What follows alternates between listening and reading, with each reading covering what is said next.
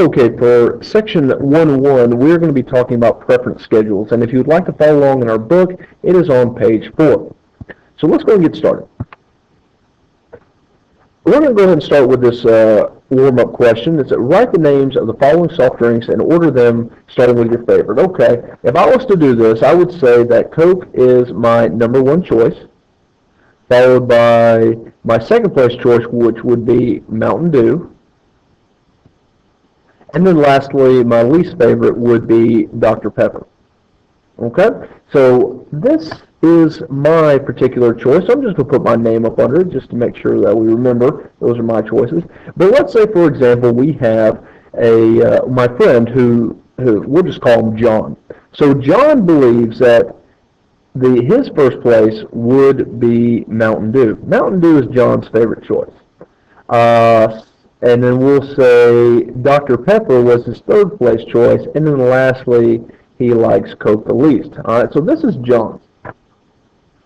So we have two people with obviously different disagreements on what the best Coke product is or what the best soft drink is. So let's go ahead and put this in a preference schedule. Okay, on page 4, you would see something that has an arrow attached to it. And on the arrow, you have letters or numbers from top to bottom. Well, what I'm going to do is I'm going to take this information right here, and I'm going to put that in a preference schedule. And the way that you would do this is you would write your first choice, your top choice, on the top part of the arrow. So Coke would be at the very top. Mountain Dew would be up underneath that, and lastly, Dr. Pepper would be right up underneath that. Now, the one thing to pay attention to is that your first place choice will always be on the top. Your first place choice will always be on the top. Your second place choice would be up underneath that, and so on and so forth. Now, since we only have 3 things we're choosing from, we're only going down to third place. But you might go down to fourth place, fifth place, or sixth place, depending on what you're choosing. Okay? Now, if you remember, this was my preference schedule, so I'm going to write my name up underneath this. And then we have John, and we're going to write his preference schedule right up underneath that. And once again, Mountain Dew was first place, so Mountain Dew would go first. And then Dr. Pepper, and then Coke. Okay? Now, let's say if we had a third friend. Okay? If we had a third friend, and let me erase some of this so I have room to write, and we'll call him Tim. So Tim decides to create his own preference schedule.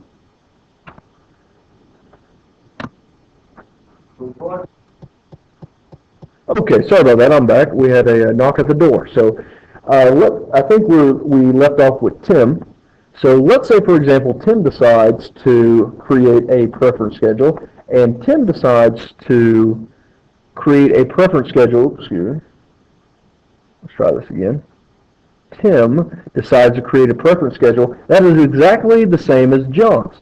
So Tim has Mountain Dew on for first place, Dr. Pepper for second place, and then lastly Coke for third place.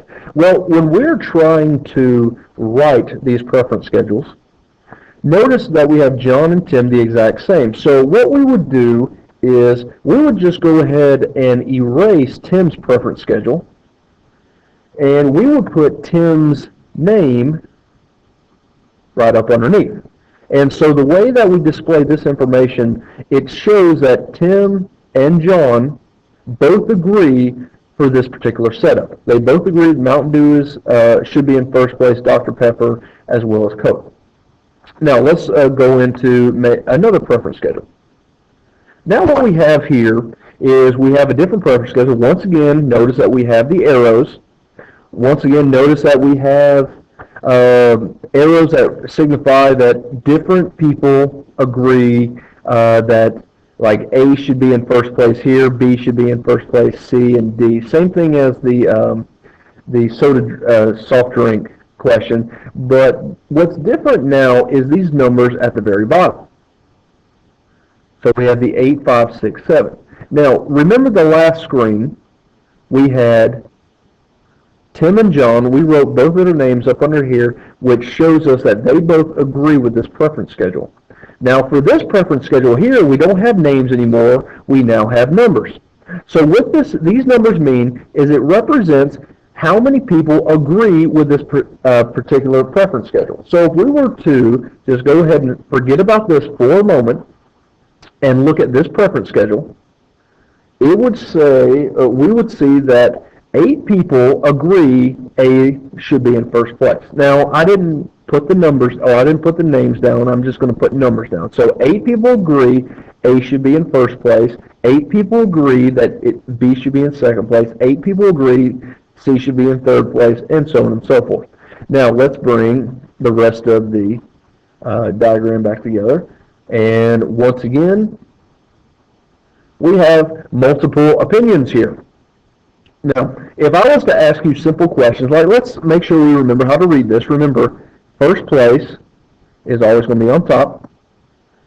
So if I was to ask you how many people believe A should be in first place, or how many first place votes did A get, you would say A got 8 votes, B got 5 votes, C got 6 votes, and lastly D got 7 votes. So if I was to ask you who is the most popular, or who had the most first place votes, you would say A with 8. Now let's say if I decided to ask you who had the most second place votes. So who had the most second place votes? Well, once again, you would say B had 8 second place votes. C had 5 second place votes. But here's the one thing I also want to pay attention to. Look at this. B is also in second place for this preference schedule and this preference schedule. So if you notice, B is actually in second place 3 times. So what you would do is you would take this 6 and this 7 and you would add it to B's original 8. So you would say 8, 6 plus 7, and I believe that is 21. You would say B has a total of 21 first place votes. Let's say if we skip all the way down to the very bottom, if I was to ask you last place, who had the most last place votes? Well, you pay attention to the very last row, and you would say that D had 8 last place votes. But notice once again we have a situation where A is in last place 3 times. So what would you do? Very simple. You would add the numbers of each column, 5, 6, and 7. I believe that is 18. So A would be had the most votes in last place. So that's how you read a preference schedule. And if you have any questions, please ask me the next day. Thank you.